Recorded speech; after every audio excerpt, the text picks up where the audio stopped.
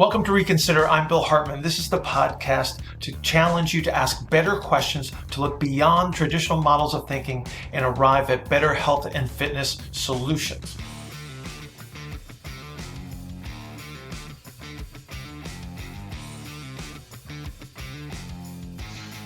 Well, but we go off on tangents too, right? That's true. So we're pretty good with that. We're going to talk about external rotation and internal rotation and reconsidering what's actually happening with those and how they're both actually happening at the same time. And we can kind of touch a little bit on, relative motion and how that relates to that. But I guess let's talk first about like traditional representation of external and internal rotation in like physical therapy, for instance. Sure. Yeah. Well, so this is where you have to break out the dead guy anatomy concept, because that's what it's based on. So they say, well, we have this dead guy laying on a slab. We're going to call that anatomical position. And then they decide that, okay, we have to have these 0 points. And so dead guys have straight planes. If they lay on a table, they have straight planes. And so then we can sort of use those as a frame of reference against which to measure. And then they decided that, okay, so we're going to have these places where we're going to say that this is a 0 point. And so if you were looking at, let's just use the hip as an example. And so the way that we would measure like a supine hip internal and external rotation measure, the 0 point is somewhat on the vertical, if you will. And they'll say anything on this side, by definition, because of the straight plane representations, anything on this side would be considered internal rotation. Anything on that side would be considered external rotation. And that's all well and good from a comparator, I suppose, but that's not a reality, because it ultimately creates a lot of confusion, because number one, we're not measuring a hip. We're taking systemic measures.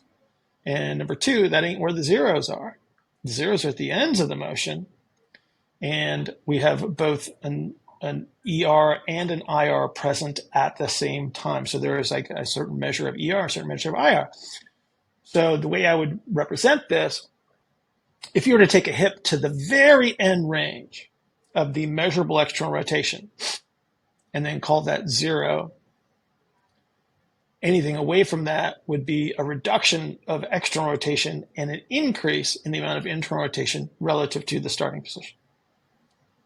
And then you start to see how ERs and IRs are actually superimposed. So they're both there at the same time.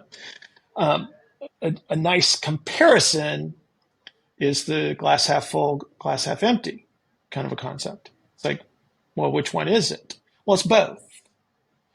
Right? If I fill the glass full, then there is no empty. If I empty the glass, there is no full, but anything in between has measures of both.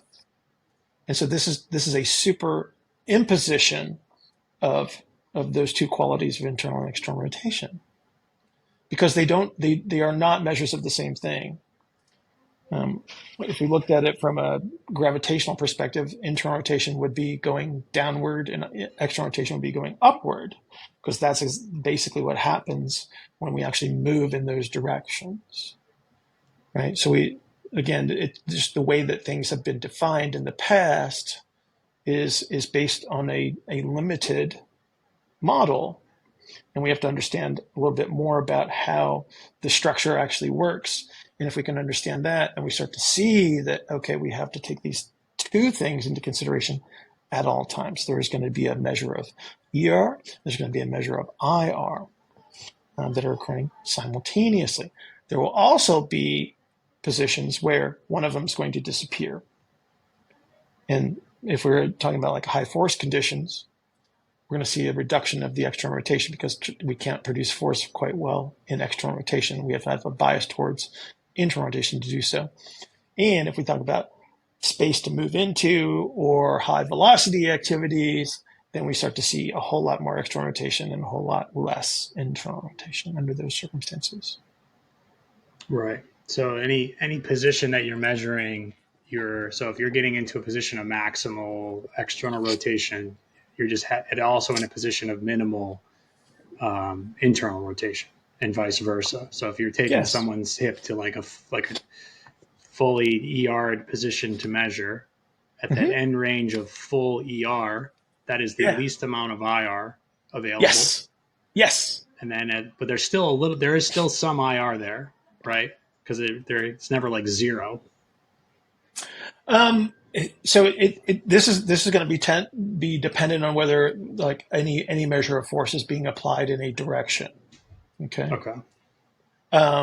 So generally speaking, for most of our activities, we would have some measure of internal rotation.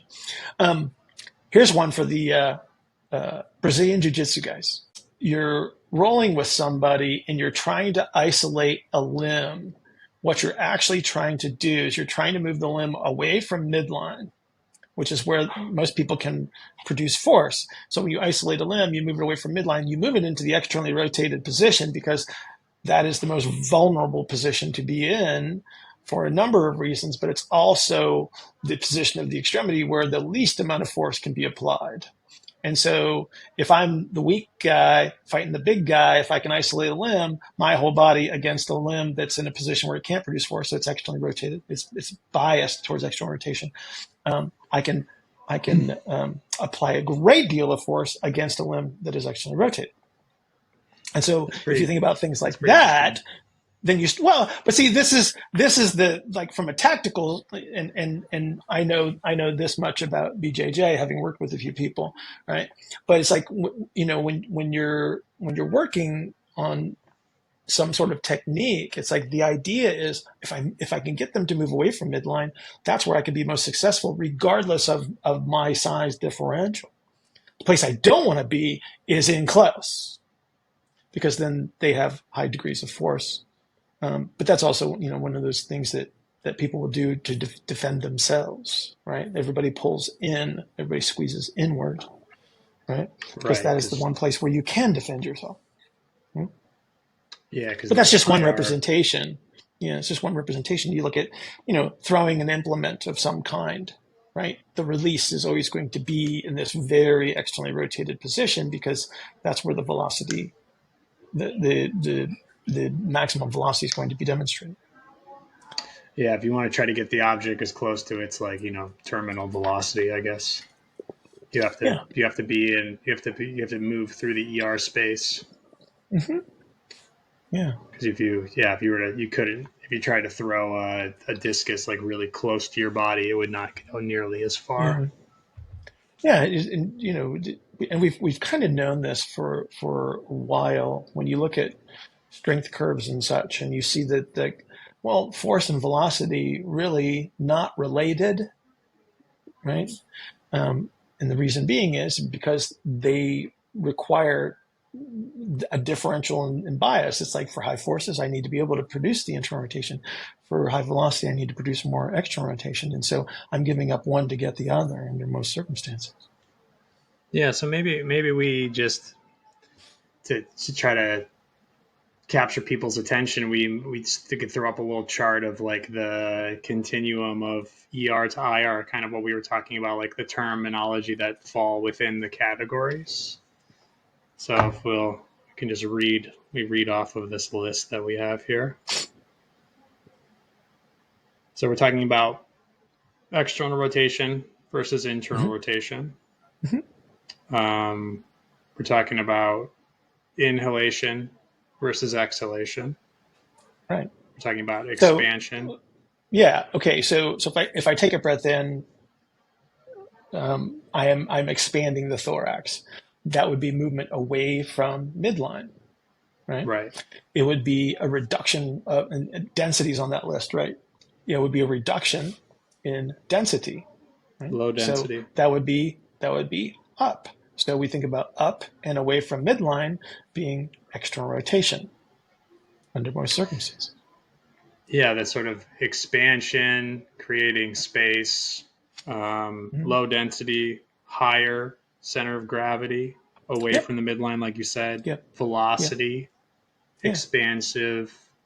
The display, you need space to display velocity. So you have the force production and then the subsequent display of the force production can't happen in that compressed state. It has to release. Correct. It's like when a ball bounces, when a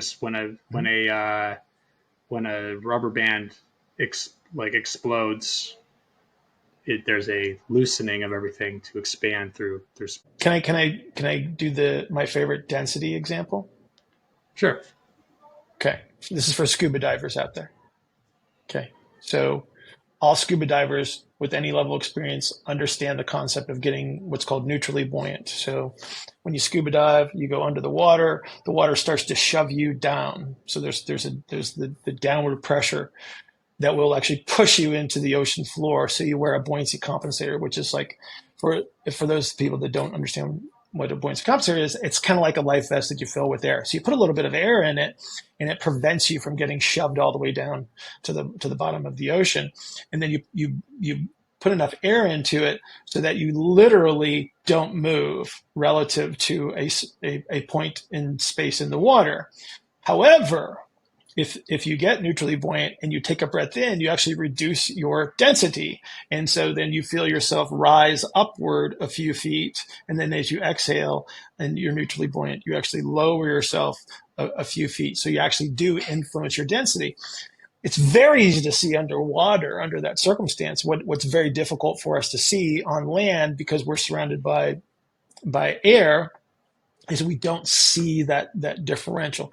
We can measure it. There's certain ways to do that, but generally Still speaking, fluid, right? it is, and that's kind of how we want to make sure that we look at this, is that we're still in a fluid medium, even though we're surrounded by air. But this is actually happening. Like as you and I sit here, and as we breathe in, we actually are reducing our density. We're going up and away from midline. When as we exhale, we're actually going down into our chairs. And so again, it's always happening.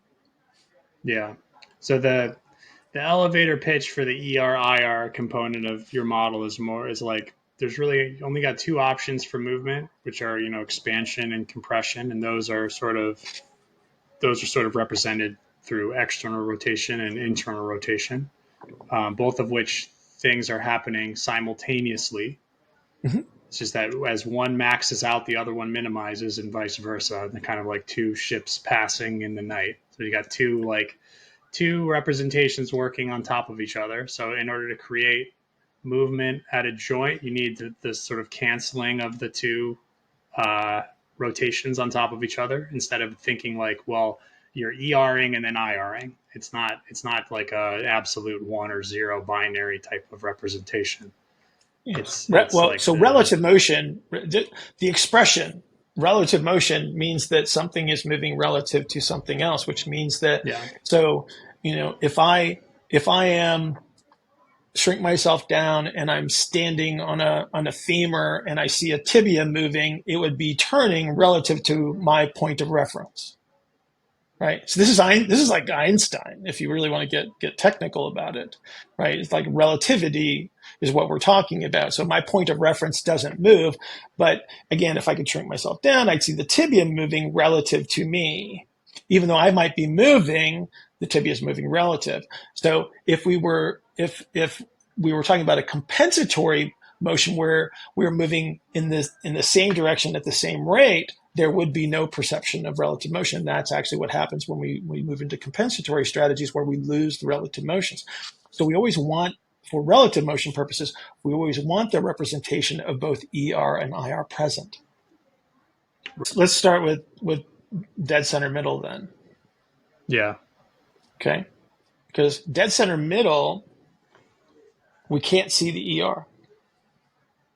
So this is going from a situation where we have superimposed ER and IR to a superposition. So it's superposed, right? And so I always do this with the hand thing. It's like you can see two of my hands, and then eventually as they get closer and closer together, I can only see the one, right? And so in dead center middle, we don't see the expression of ER, because external rotation requires the expanded representation, and we don't have that. So this is the point where the greatest degree of compression is occurring. Therefore, the predominant perspective is of internal rotation, high force, greatest density exhalation strategy, right?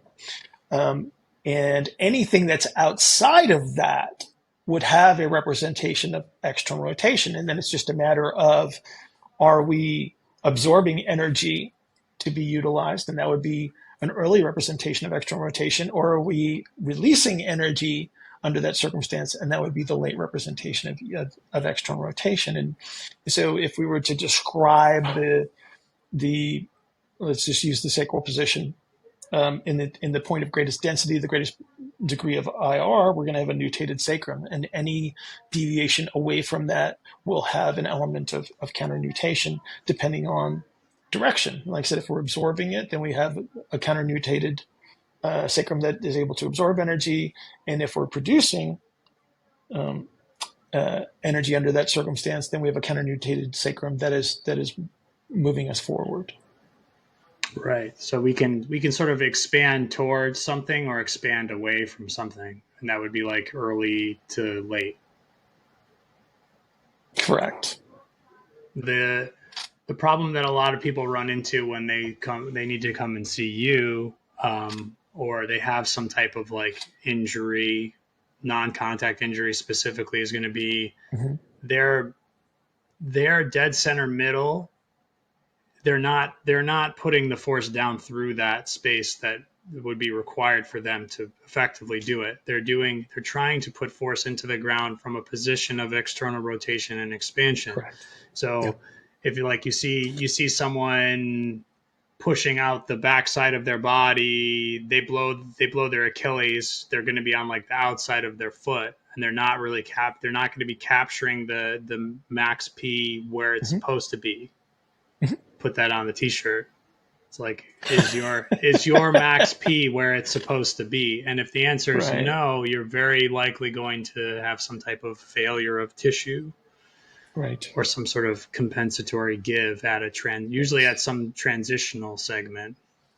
Yeah, all of the great injuries that proliferate sports tend to be ER related. If you look at like the sprained ankle is an easy one to see, and I think like everybody that's played a sport at some point in time has probably rolled their ankle, right? And so what that means is like you roll to the outside of your foot, and then if you pay attention, what you see is like on the inside of the ankle is a downward pressure, on the outside of the ankle is an expansion. There's IR on the inside of the ankle, there's ER on the outside of the ankle, and everything's going too fast in one direction because it's going to follow the direction of the expansion, which is expanding that lateral ankle way too quickly, right? So that's an ER, and that the sprain occurs on the outside part of the ankle. So again, that's an ER position where that injury is going to occur. If we looked at hamstring strains in soccer players, which is, it's like almost like a badge of honor. It's rather prolific. Those, and because of their structural bias, one of the reasons why they're very, very good soccer players is they have this structural bias that gives them the ability to express the velocity that they need. And so they will evolve further in those directions. They will lose the ability to produce the downward force with any measure of relative motion. So they will start to use orientations, but then they'll get biased away from midline, and that's going to create a change in the position of the biceps femoris in most circumstances, and it will result in a hamstring strain. So again, it's like this is one of those things that we need to understand how these things are expressed. The IR being the down, ER being away, it's like I have both of those present, but if I can't control those mechanically, I will eventually try to push down into the ground with an ER bias, and then that's usually when bad things happen. Yeah, and remembering too that if you're a person who has a structural archetype that biases you more towards external rotation, that it's going to be even harder for you to find that space to put the IR into the ground because you have a really narrow window. So if you're working with like a lot of narrow athletes and you're experiencing a lot of running related injuries, a lot of it is just because the technique has to be so much more. You have to pay attention a lot more to the technique of running with a narrow sprinter or someone. Correct. Narrow field athletes too are a specifically tough challenge because they all carry their center of gravity very high. So when it comes to change of direction, there's a lot of like compensatory bending going on in order to try to create the bending their angles enough to be able to put force along the right lines to change direction versus like actually learning to drop their center of gravity, get a little bit wider so that they can sort of create a larger space for them to move within. Well, then, and that's just it. They may not have a very large space to move within. Yeah. So changes of direction require the acquisition of internal rotation. High force production requires the acquisition of internal rotation. Right. So now we're back to your comment about bias. Like if they do have a structural bias towards ER, which would be your narrow helical archetypes, then yeah, they're going to have more trouble. Yeah. It doesn't mean that they're not going to be spectacular at what they do. It just means that we have to consider this in regards to programming. It's like, this is why, just because the job title is the same doesn't mean that they're going to produce force or velocity in the same manner, right? Which is why we fall back to the foundational archetypes, because that's going to give us our tendencies. It's going to give us a representation of what they are good at. And then that falls towards, okay, if that's the case, then we should train these people in very specific ways. Yeah. I mean, and it's, trying to move people, trying to teach people technically to move on their angles, on their own helical angles is a good way to do it. So if you can use, if you use reference points of like, even the old school sprinting references of like moving your hand from your hip to your face, like that will coincide typically with that person's helical angle, right? Or at least come closer to it. So that's why that works for everybody. But it's like if you try to teach a wide individual to cut similarly to how you teach a narrow individual to cut, and you're trying to put everyone into one certain box for technique, you might be missing the boat, because technique is not relative to their structure. That's kind of the point I'm trying to make here. Like I think a lot of people probably see the difference. They just may not understand how they can promote a favorable influence. You think about like a tall, lanky athlete versus a short, stocky athlete going into and coming out of a cut, and you look at the differences in hip position. You look at the angle of the tibia relative to the foot, relative to the ground, and you can see those differences, right? But again, it's like, I don't know if it translates to thought processes when you're actually training someone, because this is where we start to recognize it's like, oh, my short, stocky athlete has a much bigger space to apply this IR into the ground. Therefore, his joint position does look radically different from my taller, more slender athlete. Right. So if like you were going to do a drill where you had an athlete run, touch a cone, and come back, you tried to get every athlete in the group, regardless of narrow or wide, to stay very vertical and drop their center of gravity low to touch the cone, you're going to be doing a disservice to the narrow, who actually probably needs to angle himself or herself away from the cone so that he can actually stay on his helical angle as he changes direction. If you were to have him be very perpendicular with the ground and try to stay low and keep his chest up because somebody told you that was how you change direction, you're going to be asking for some type of compensation from the narrow, versus a wide who could probably do that, could probably hold that position because of the wide spaces that they have available to put their leg out and then drop their center of gravity in that space. Yeah, typically what you're going to, I mean, if you really want to make a comparison, and again, if we use short and stocky versus tall and slender, right? Going into the cut, the short and stocky has a much flatter angle going in, right? Because it is on its helical angle. If I try to put the narrow on that same angle, what's going to happen is they will be able to go into that cut, but what you're going to see is they're going to get vertical first before they try to come back out of the cut. And so this is where you see them swooping up. They literally go up. And this is the person that's coming slow out of the cut, because again, the angle's different. Right. And then there's, thinking about like other sport, I think we should think of some other sporting. So if you take a pitcher who's really narrow and they have like a really steep high arm slot, and then you try to get them to throw like real wide or like even like submarine style, they're not going to be able to do it because it's off their angle, and then you're going to end up with some type of UCL shoulder issue.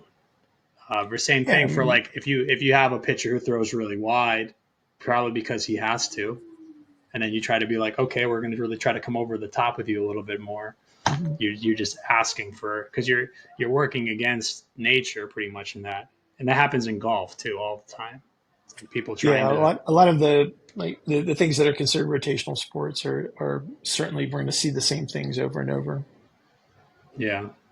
Yeah, So a lot of it, whichever whoever seems to be like the best pitcher or golfer at the time, that's like the prototypical swing. Everyone looks to right. that swing, and it's like, well, yeah, Ben Hogan had a great swing, but everyone can swing. Like the fact that like that isn't common sense. It's like everyone has, you know, though we know specifically two ends of the spectrum of narrow and wide, like wherever you Right. fall into that.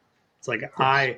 I've been coached personally by golf coaches when I've done lessons to swing really wide, like a hockey style swing, which is it's absolutely the opposite, furthest thing from what I should be doing for a swing. Correct. And lo and behold, it causes me neck pain to swing like that. So I do Yes. a 20 minute lesson, and my neck hurts for 3 days because I'm swinging well below my helical angle. But if I swing Yeah. super steep and high, can hit that thing 260. There you go.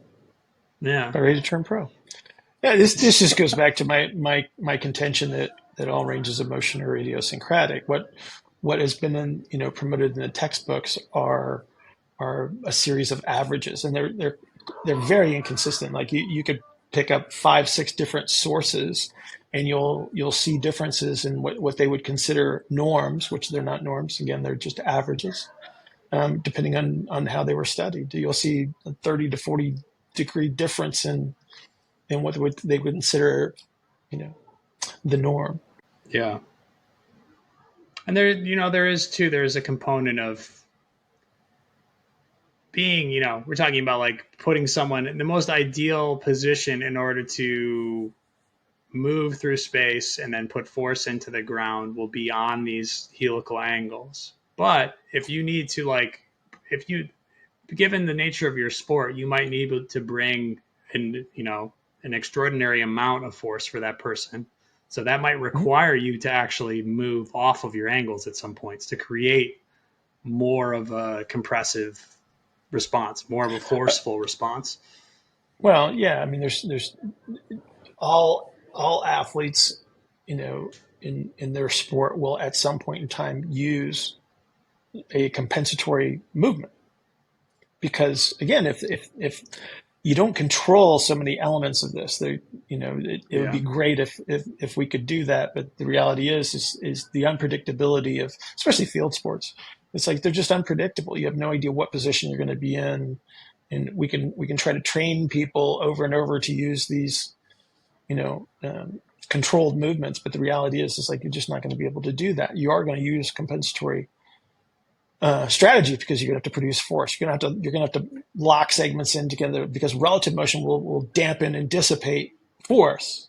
Right? It's force production. It's like if I need a high force at a certain time, either to protect myself or to produce some measure of performance, I will do it.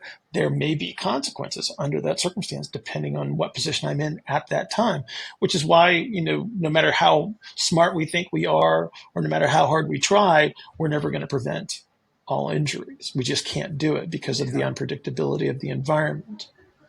Right? We can prepare people more effectively, I think, but there's always going to be that element of unpredictability. Yeah, and I think that's kind of where this underlying principle of the model being like to always try to increase aerobic endurance kind of comes in to fill. It gives you it gives you much more of a buffer for movement. I think so. You have a lot of people who are like not the greatest movers, in like an evaluation, or like on the table, or whatever assessment you might use to evaluate somebody.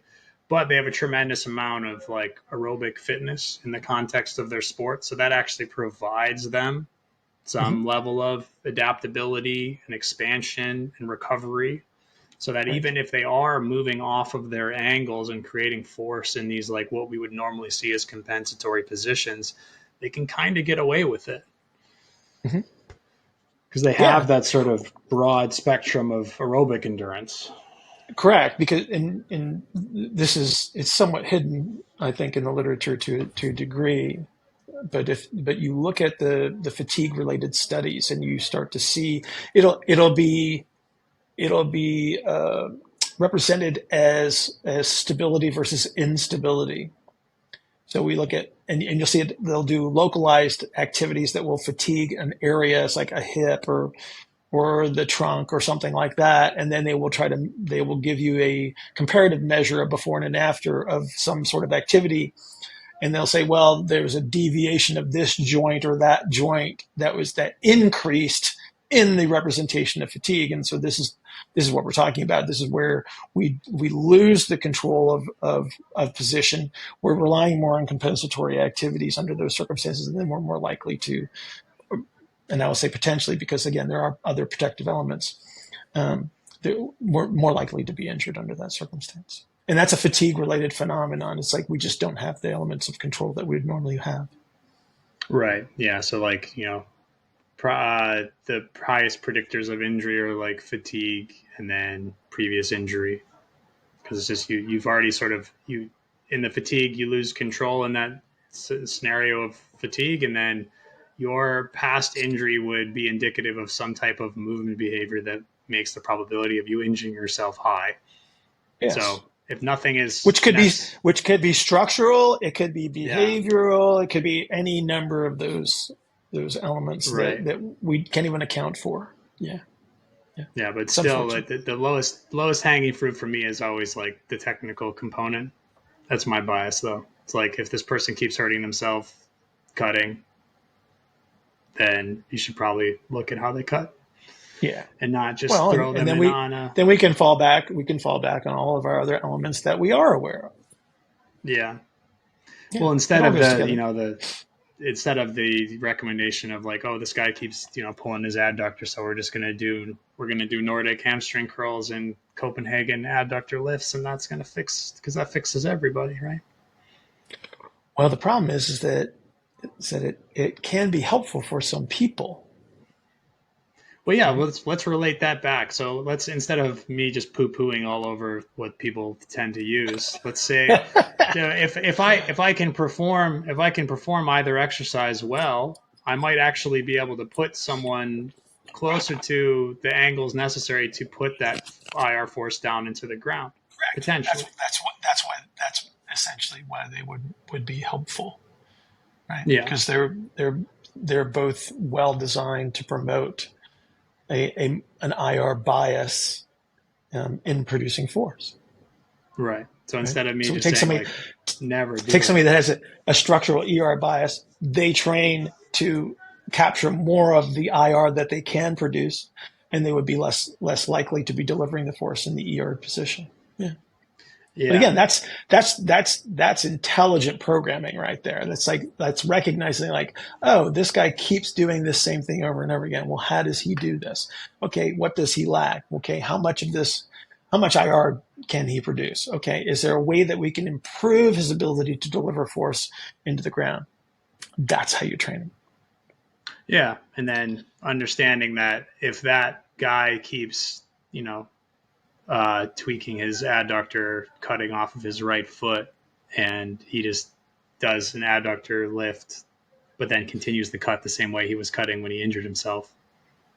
You're just playing with the same crappy resources that you were the first time.